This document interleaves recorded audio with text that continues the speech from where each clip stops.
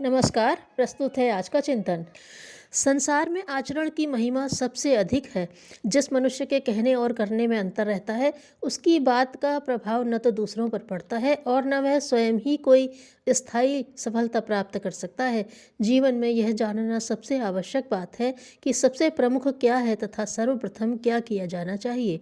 मध्य से किसी कार्य को प्रारंभ करना असफलता का सूचक है। वह व्यापारी जो अपना व्यापार छोटी मात्रा से प्रारंभ करता है और क्रमशः उसे बढ़ाता है, अंत में समृद्धि प्राप्त करता है। तत्वज्ञानियों को भी यही अध्ययन प्रायः जीवन की साधारण घटनाओं और गुत्थियों से होता है। उन्नति की परम चोटी पर एक बार की उछाल द्वारा नहीं चढ़ा जा सकता। उस पर पहुंचने के लिए कर्म और साधना की सीढ़ी आवश्यक है। जब हम मानव जीवन के मूल सिद्धांतों पर दृष्टिपात करते हैं तो कर्तव्य इसमें सर्वप्रथम आता है। कर्तव्य की सबसे स्पष्ट व्याख्या है अपने कार्य में तल्लीनता और दूसरे के कार्य में हस्तक्षेप न करने की भावना।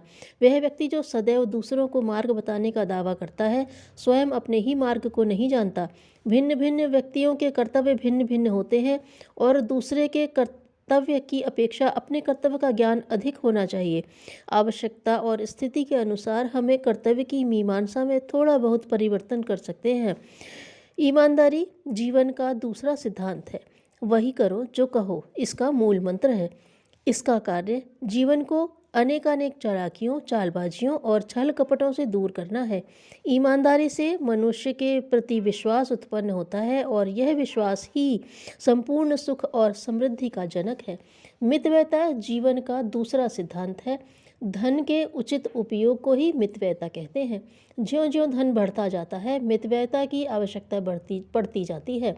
अपनी आय की सीमा में ही अपनी आवश्यकताओं को सीमित रखो, यही इसकी सर्वप्रथम सीख है।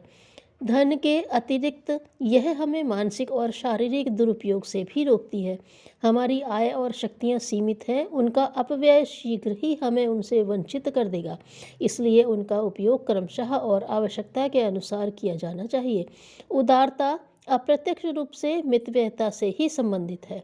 जो मितव्ययी न होगा वह उदार भी नहीं हो सकता। जो अपनी संपूर्ण शक्तियों का अपव्यय स्वयं ही कर लेगा, उसके पास इतनी शक्ति ही कहाँ रहेगी कि वह दूसरों पर इसका उपयोग करे। धन की सहायता तो उदारता की सबसे साधारण व्यवस्था है। विचारों, भावनाओं, सद्कामनाओं द्वारा प्रदत्त सहायता उदारता की सीमा में आती है। उदारता का प्रभाव व्यापक और बहुत काल तक चलने वाला होता है। उदारता अपने बदले में किसी से किसी प्रकार की कामना नहीं करती। प्रतिफल की इच्छा रखने वाली उदारता सिद्धांत न होकर व्यापार मात्र रह जाती है। आत्मसंयम जीवन का पांचवा और अंतिम सिद्धांत है। वह व्यवसायी अथवा अन्य कोई व्यक्ति जो शीघ्र नाराज हो जाता है और असंयत भाषा और भाव प्रदर्शित करने लगता है, जीवन में कभी सफल नहीं हो सकता। अपने मन की दुर्बलताओं पर अधिकार करना, समय और परिस्थिति के अनुकूल विवेक द्वारा प्रदर्शित मार्ग पर चलना ही आत्मसंयम है। ऐसा व्यक्ति सदैव कर्तव्यनिष्ठ, चरित्रवान और मानव सुलभ संपूर्ण गुणों से सुशोभित होगा। आत्मसंयमी व्यक्ति के लिए संसार में न तो कोई कार्य कठिन है और न उसके पथ में कोई बाधा ही है। उपयुक्त पांचों सिद्धांत सफलता के 5 मार्ग हैं। जीवन के पथ पर क्रमशः प्रकाश की 5 किरणें हैं। संभव है कि प्रारंभ में इनका व्यवहारिक निरूपण कठिन है, किंतु अभ्यास हमें इन सिद्धांतों से अभिन्न रूप से जोड़ देगा। यदि हम इनकी उपयोगिता और महत्व को अच्छी तरह समझ लें तो हमें इन्हें अपनाने में तनिक भी कठिनाई न होगी।